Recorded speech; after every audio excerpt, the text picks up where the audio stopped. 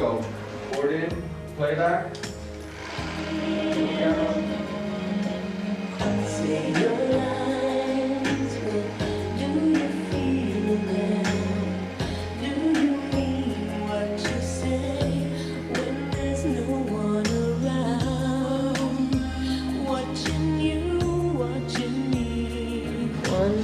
Lonely star. Open your eyes, please. Okay. Is that how you want me to keep them? No, I just wanted to see. Okay. I think your eyes should move from looking down your lapel and up, so we know where the action comes from. Oh, okay. All of this video labor, of course, was in the service of Madonna's 7th studio album, an unusually subtle piece of work called Bedtime Stories, which made its debut on the Billboard chart in October at number 3. Have you found anything interesting to do in Ronda since you've been here? On a Madonna scale of interesting things to do? I went to a beautiful church. That's really the only. Yeah. What was the name of that church? Oh, on the Day of the Dead. It was beautiful. I lit a few candles. I need all the help I can get. Well, not anymore. Number 3 on the charts. This is good. I know, but why can't it be number 1? Well, Boyz II Men, when they get run over next week, I think you'll be right up. Why, Boyz II Men are always hogging the top position. No, nobody even knows their names. Boyz II Men and that damn Bodyguard soundtrack. Is that still in the chart? It's always on the charts. No, it's Snoop Doggy Dog. I know, well, he's good, so I have to give it up to the old Snoop man. But move over, Rover. The critics seem to have backed off on this record. Is that a good sign? I mean, they seem to like it. I mean, I'm not getting publicly flogged. Yeah. Isn't that sweet? Yes, well, I guess it's because I'm not being a bad girl right now. Yes. Well, I think people are really, maybe for the first time in a long time, really just concentrating on the music. Yeah. And maybe if they were able to concentrate on the music of my last album, they would have enjoyed it more. Do you think Erotica got the hearing it deserved? Absolutely not. Are you kidding me? Because I think in retrospect, a lot of people look back and say, yeah, it's a really good record. Yeah, I know, I've heard that.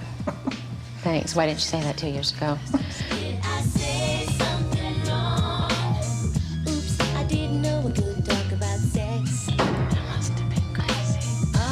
Erotica, Madonna's dark and sex-drenched 1992 album, was all but drowned out by the critical uproar over its accompanying photo book, The Notorious Sex. I think people were saying, you know, the obvious mainstream press thing is going to be, well, this new record is obviously a step back. She knows she went too far, and now she's trying to kind of be nice. Yes, well, that is the mainstream, not thought out point of view. But I mean, there was no calculation, there was no, I didn't give myself a set of rules when I went in the studio and said, okay, now I have to write this kind of music, I can't offend anyone. It's just really, I think you can't write songs unless you're being honest. I don't think you can put yourself in that kind of a straitjacket creatively. This album is a very subtle record, and it's the interweaving of voices. It's almost pointillistic, and I think people wonder sometimes, because you collaborate with people, what exactly is your input into all this? Do you show up with melodies, with lyrics? It's different every time. I have, I keep a journal and I write in it constantly anyways, or if I'm reading something and I feel inspired, I'll jot down something, or a phrase comes to my mind and I write it down, and then I'll go in and I'll hear music and I'll elaborate on what I've written, or I'll take a poem I've written and kind of change the meter of it to fit the music. Or sometimes music I'll have nothing in my head and I'll go in and I'll hear music and then it'll just come to me. Music. Do you sit around and doodle on instruments or tape things? No, I don't play any instruments. I always work with producers that can play instruments. And I thought you played piano or something a little bit. Very primitively. Yeah. I mean, I can, basic chord progressions, but I hear melodies in my head, so I usually rely on them to pound it out on the keyboard. That's how I work with Babyface anyways. Yeah. How did you come to be involved with Babyface in Dallas and all these people? Did you have them in mind from the beginning, or were you going around trying people out? I pretty much had a wish list of people that I really admired or had, sort of had my eye on working with for some time, and Babyface and Dallas Austin and Nellie Hooper were at the top of that list. And then I ended up working with Dave Hall because he was a friend of a friend, and they kept saying, you know, you've got to work with this guy. I didn't really know him at all. And there were a few other people that were recommended, but songwriting is like, I mean, collaborating with anybody, it's very intimate and it's hard. Sometimes it doesn't work with people, and you get in a room and you don't feel comfortable, or... Yeah. So I went through a few of those, and discarded a few people. Yeah, kicked them right out. How did your connection with Björk come up? Where did this song come from? That came from working with Nellie. Nellie did her album, and actually one of the reasons I was dying to work with Nellie Hooper was because of Björk's album. I thought it was amazing. Let's get unconscious, honey. Let's get unconscious. It seems to be a different you in a way. I mean, if you just romance. Well, every year it's a different me. But has romance come into your life? Is there? I think we were reading something about it. Well, I mean, romance has always been in my life. I mean, well, that sounds really immodest, doesn't it? Fortunate. It sounds no, fortunate. but it's not like I just discovered romance. I mean, I've been writing. I mean, when you listen to, there's romantic songs on all of my records. Rain is a romantic song.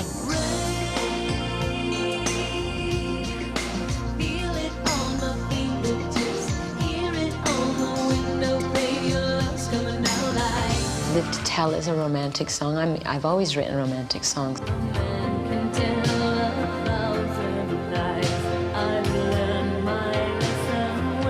People got so caught up in the eroticism aspect of what I was exploring and getting into and writing about that I think now that I've come up with this record, and all of a sudden everyone's saying, "Oh, she's changed so much. She's a different person," and I'm more experienced. I'm older and wiser, but I think romances have been a big part of everything that I've written. There's kind of a sweetness to some of the songs on the record too, though. It's Or like, bittersweetness.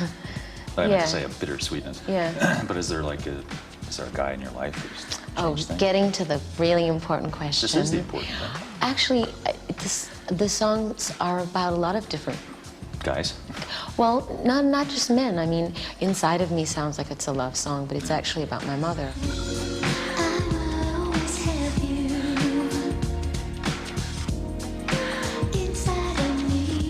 You know, I tend to collect thoughts and as I go through life, and a lot of times it takes me a long time before I can come to terms with maybe a relationship I had years ago. You know what I mean? And I finally found a way to talk about it or write about it. So it's not even necessarily something that was happening to me currently, but my reflection on something that happened. Inside of Me being about your mother, it's interesting. Being from a family that has breast cancer, it must be a haunting thing, I would imagine. Is it? Absolutely. I mean, my mother died when she was very young, and you know, when I got to be, she was 31 years old, and when I got to be, I mean, my whole life was about you know, 31. When I get to be that age, is that going to be my death sentence? Is that what's going to happen to me? And when I finally passed that age and I was still alive, I can sort of breathe again.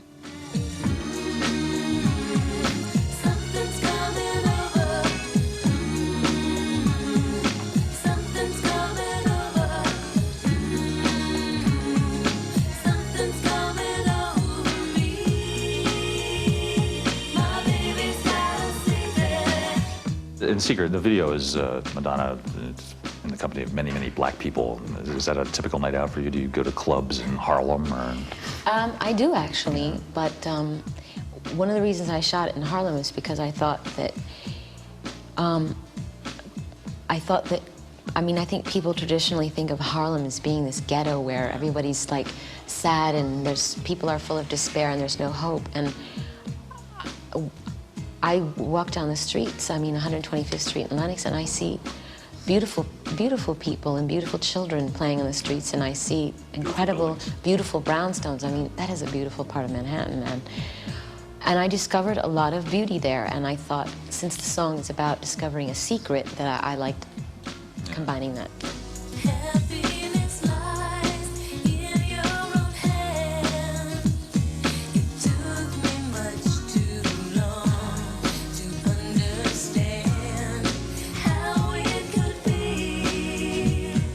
before starting work on Bedtime Stories, with much public consternation still lingering from her sex book escapade, Madonna made a raucous appearance on the David Letterman show.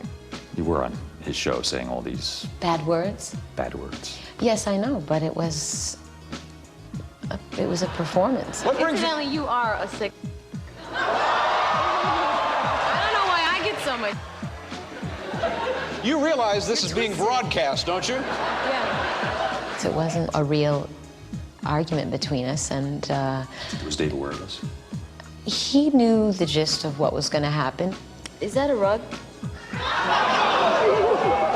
You're talking about my hair. All right, what is that, a swim cap? What are you wearing? Come on, let's go. Here we go.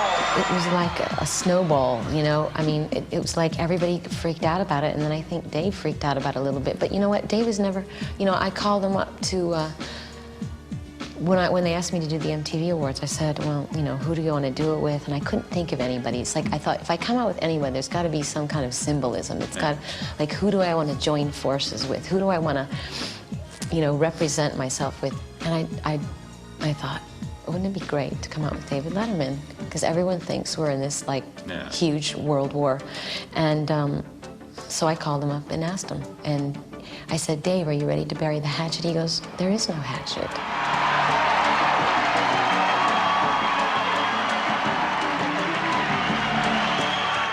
I'll be in the car. Just watch your language. He was very agreeable and actually so nervous. It was really touching. Really? Yeah, I mean, he was green.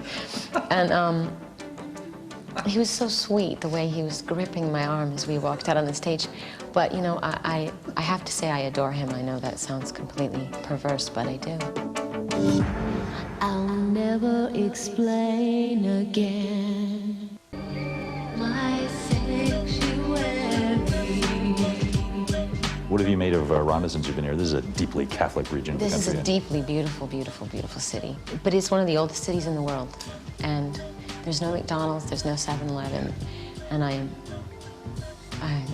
just enjoying that. It's just, we were in a house yesterday, it's 500 years old. And it's so beautiful. So I love it here. Okay, here we go. Action. Go, car, go, go.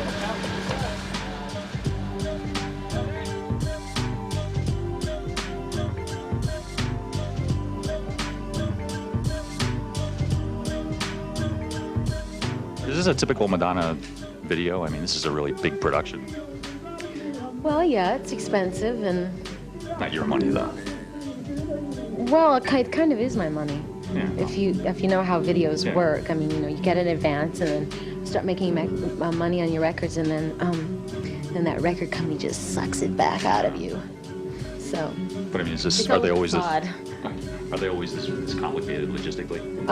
Well, this is hard just because we're shooting it in a foreign country, and we're using a lot of foreign crews, and I mean, it's mostly an English crew, but then for the extras we have to have Spanish crew people to translate, and it's kind of complicated. I'll just give you a cue. Everyone's quiet, then when I cue you, you just say he's been hit. I'll have a kid fall. Okay. Jerónimo, te toca. So when you say now, he's gonna fall. Cuando él te hace el gesto, te vas a caer aquí, ¿vale? Silencio, por favor. Roll camera. Y acción. Y ahora.